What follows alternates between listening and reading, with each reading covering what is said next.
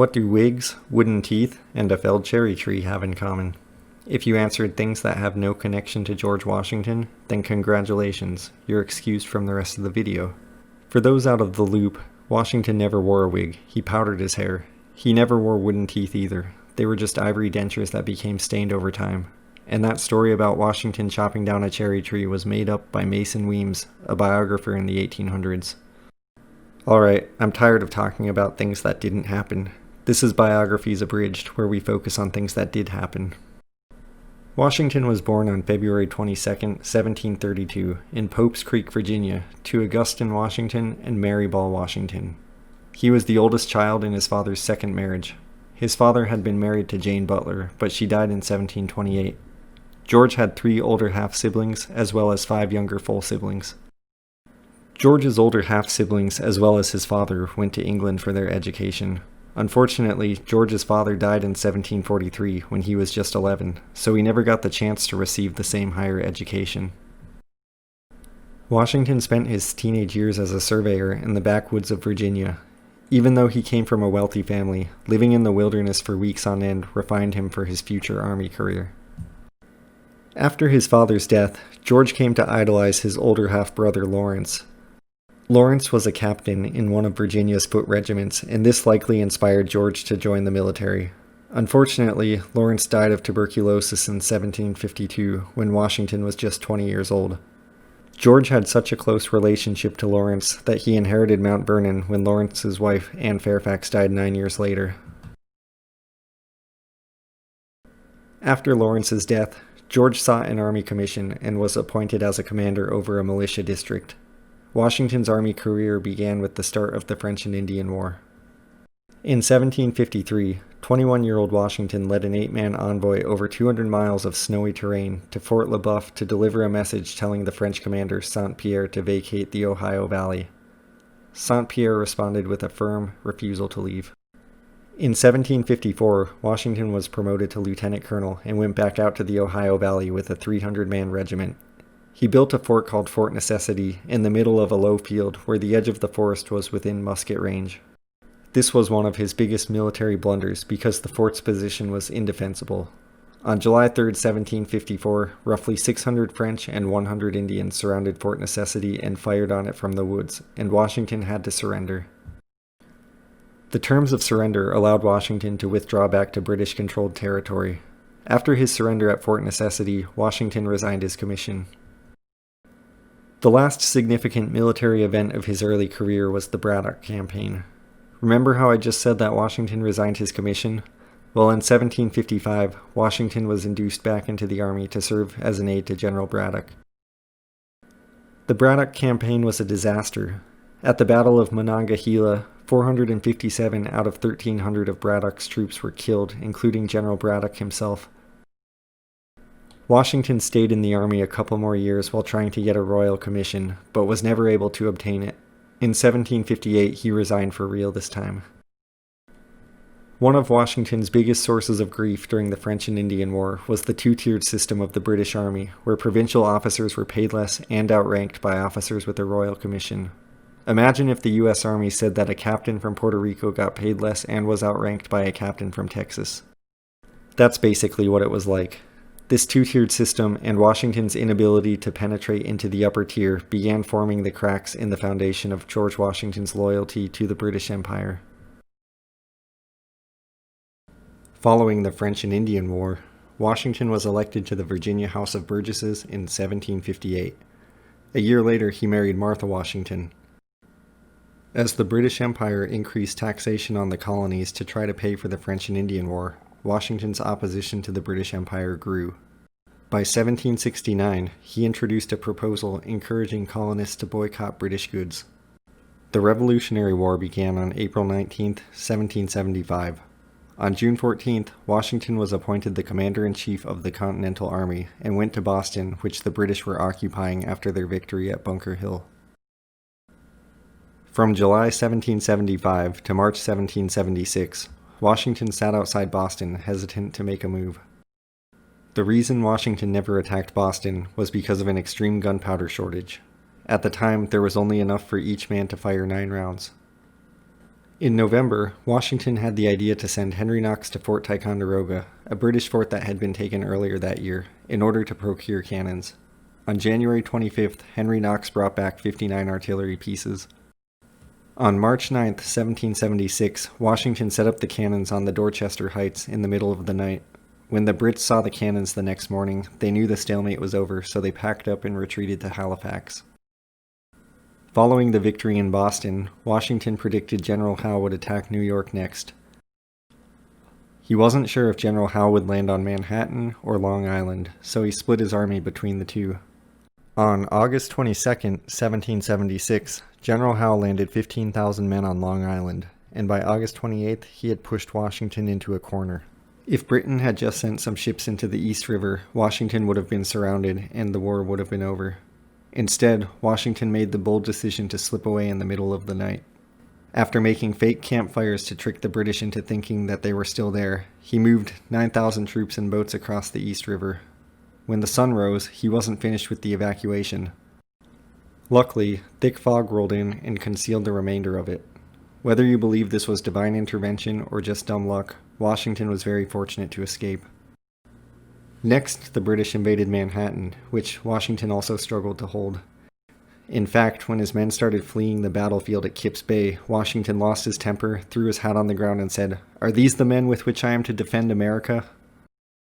By mid-November, he was retreating to Pennsylvania. As 1776 came to a close, the outlook for the war was grim. The Continental Army operated on one-year enlistments. At the end of the year, a sizable portion of the army would be discharged.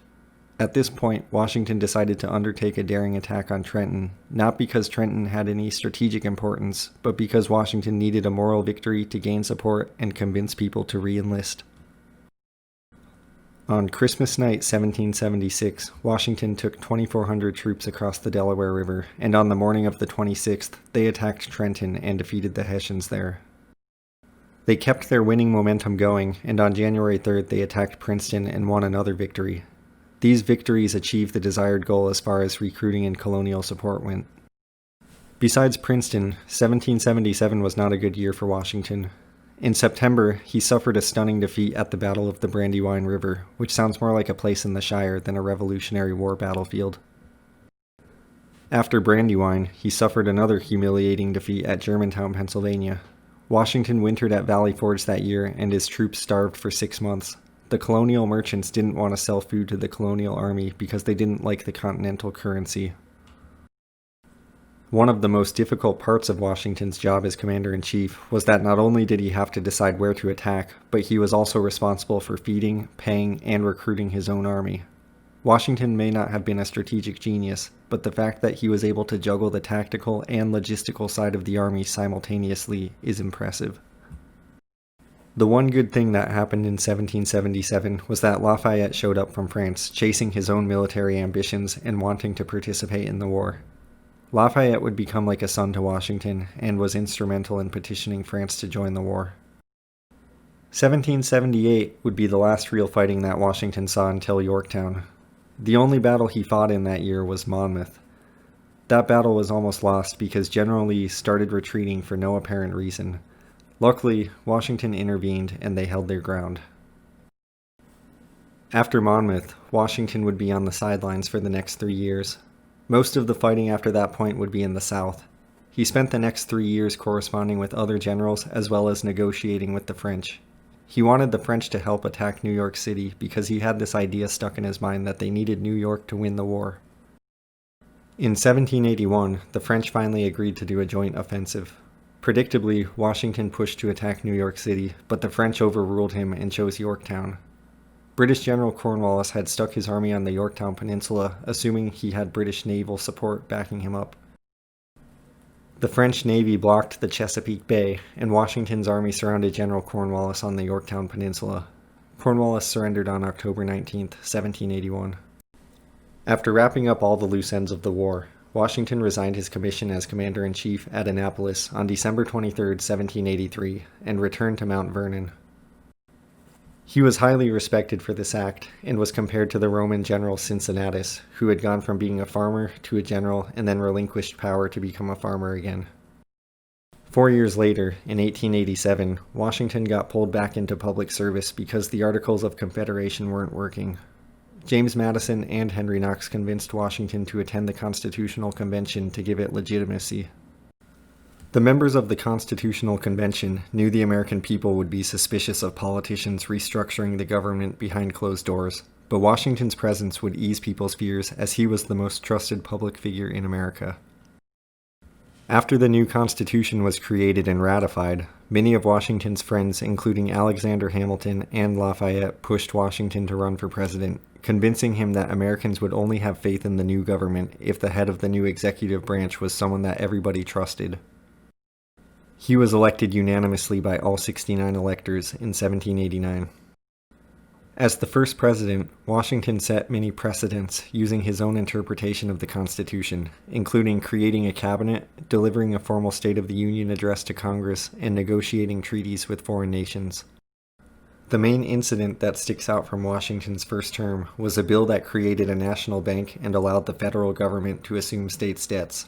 This bill was so polarizing that it split the country into two political parties. The Federalists, led by Alexander Hamilton, believed in a strong federal government and supported the bill.